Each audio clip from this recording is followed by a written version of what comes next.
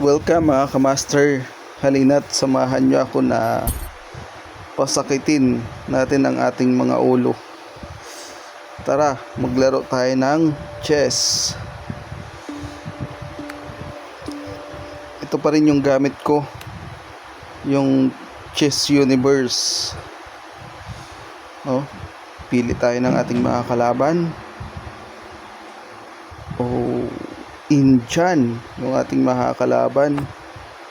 So tayo po ang naka-white. Yan po ang opening natin. So bali E4, then B3 yung ating naging opening. Tapos B2 na bishop. So as usual, tayo po ang nasa attack mode kasi tayo po ang white.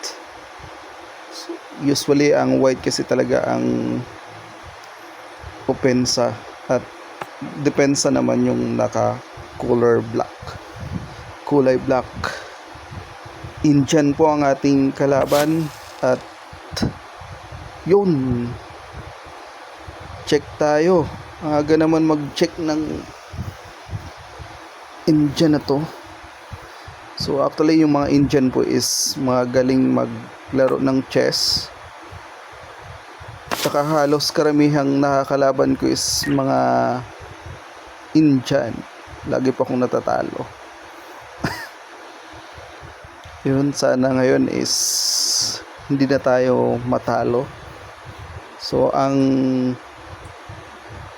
level ko is 1281 at ang ating kalaban naman is 1089. Medyo maliit lang yung ating diferensya.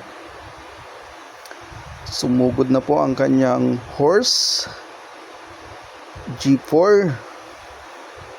Saan kaya pupunta yan?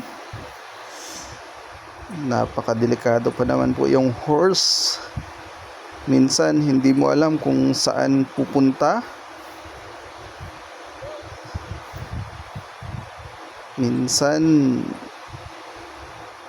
kakainin na pala yung queen mo. So kailangan mag-ingat tayo sa mga horse. So castle na agad tayo para maiwas natin yung ating king sa pag-atake ng kanyang horse. So tayo po ngayon ang naging depensa. Medyo aggressive po yung ating kalaban. Yun, check na naman. Chinek tayo ng kanyang queen. So iwas lang po tayo. Ayun. So nakaabante na din yung ating isang horse.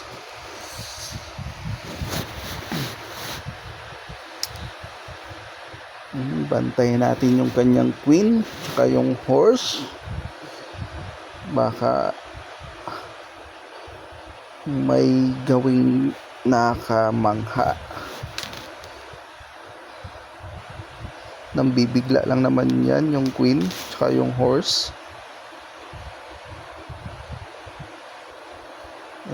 Medyo napaisip tayo doon.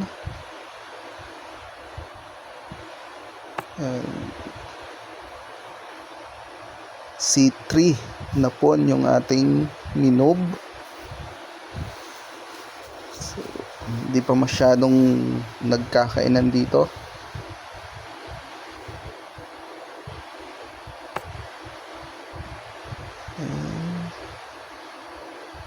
D6 na pawn din yung kanyang kinalaw. Saan kaya tayo pupunta? Isip-isip muna. Mukhang medyo mahirap to. Saan kaya pupunta yung kanyang queen?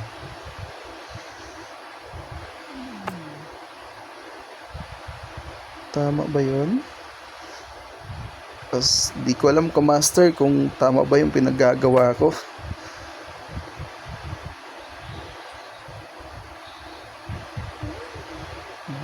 Saan ka pupunta?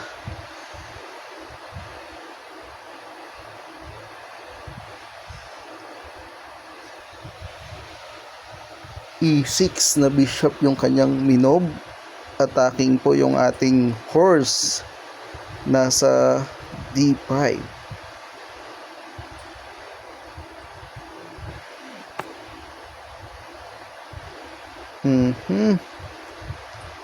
Sige, kainin mo yung horse. Kakainin ko din yung horse mo.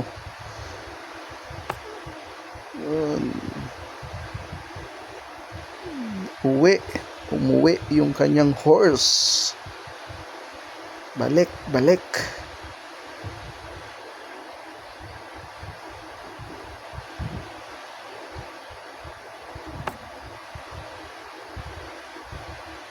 G4 na pawn. Kinain yung ating horse. Yung nasa D5, kinain ng horse din. So, iti-take ba natin to? Kainin natin ng pawn. D5.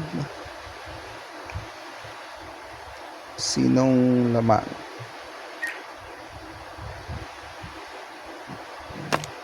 Yun. Kinain lang yung ating pawn ng kanyang bishop sa D5.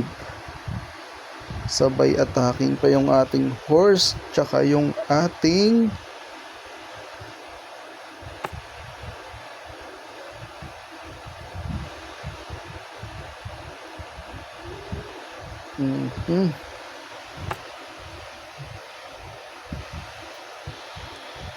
paano nito? Hindi ko na alam yung pinagagawa ko, mga kamaster.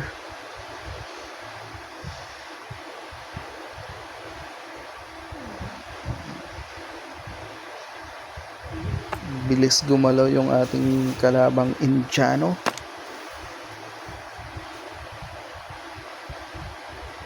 Ba't nag-sacrifice siya? Anong purpose nung sacrifice niya?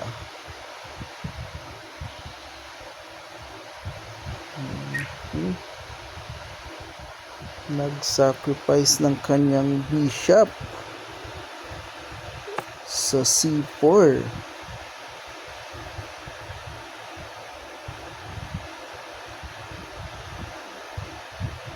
No. Nawawala ng signal yung ating kalaban.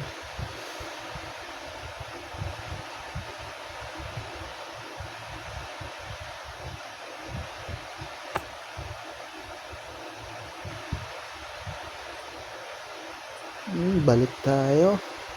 Need nating tulungan, need nating magdepensa dito sa kanyang queen.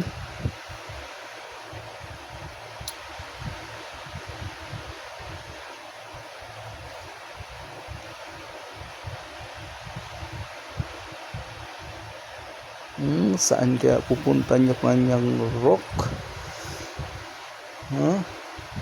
Saan kaya yan?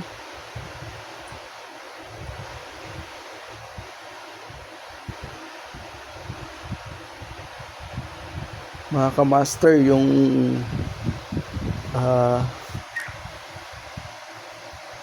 app na gamit ko po is Chess Universe. Napakagandang app. Meron din silang mga tutorial dito kung hindi ka pa marunong maglaro ng chess. Same din, may mga online na makakalaban ka, iba't ibang mga lahi. Mayroong mga USA, mayroong Indian, mga European, iba-iba po ang inyong makakalaban. So, yung level po natin ngayon is hindi pa masyadong mataas. Baga na parang nasa beginners pa lang.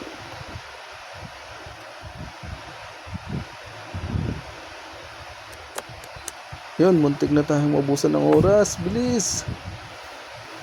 Buti na lang. Hindi na tayo naubusan ng oras. meron po tayong tig 1 minuto para mag-move. So kaya kailangang mas mabilis yung ating pag-iisip. Ayun, bumalik yung kanyang queen. Saan kaya yan pupunta? Saan kaya yan?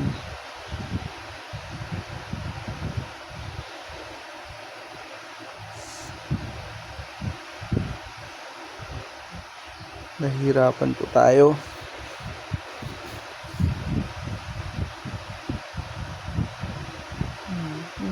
Maabot na rin ng 10 minutes yung laban namin.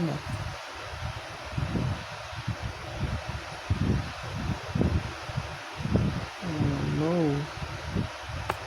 Gusa na naman tayo ng oras. Ha? Wais ah. Hindi tayo makakain ng hindi natin pwedeng kainin yung kanyang queen sa C4 kasi nga open check tayo. Merong rock na nakaabang. Yun. Saan yan pupunta? Pwede na siyang mag-check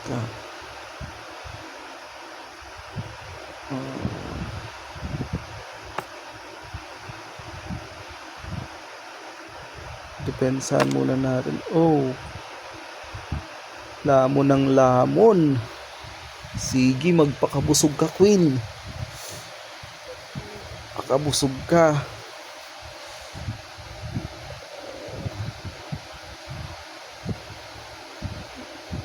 Saan kaya siya kakain na naman?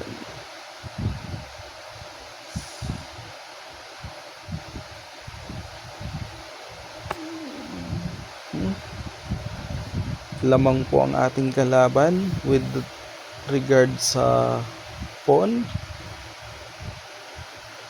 Mayroong check na naman. Nag-check po ang ating kalaban.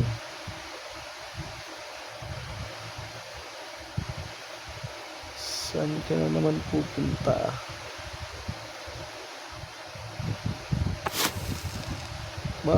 Check na naman.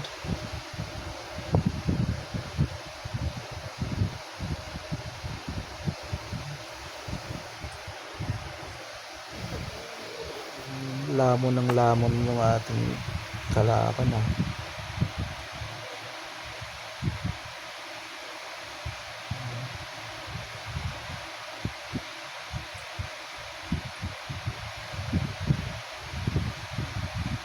Hindi ka, huwag kang umalis dyan, kakainin din kita.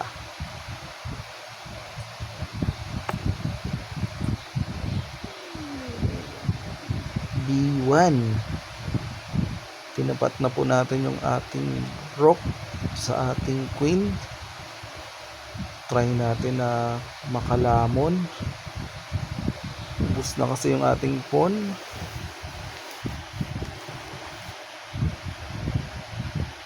Medyo mahirap pasukin yung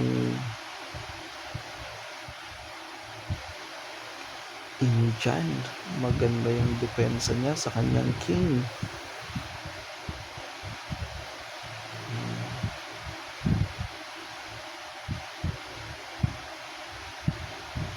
Di pa tayo nakabawas ng pawn sa kanya. Oh no. 1, 2, 3, 4, 5, 6, 7.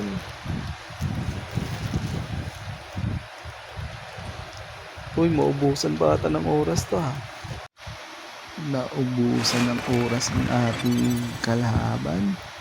Kung saan gumaganda yung laban, tsaka dun pa naubusan. Salamat sa mga nanood. Shout out sa aking misis na napaka-supportive. At sa aking baby Clay.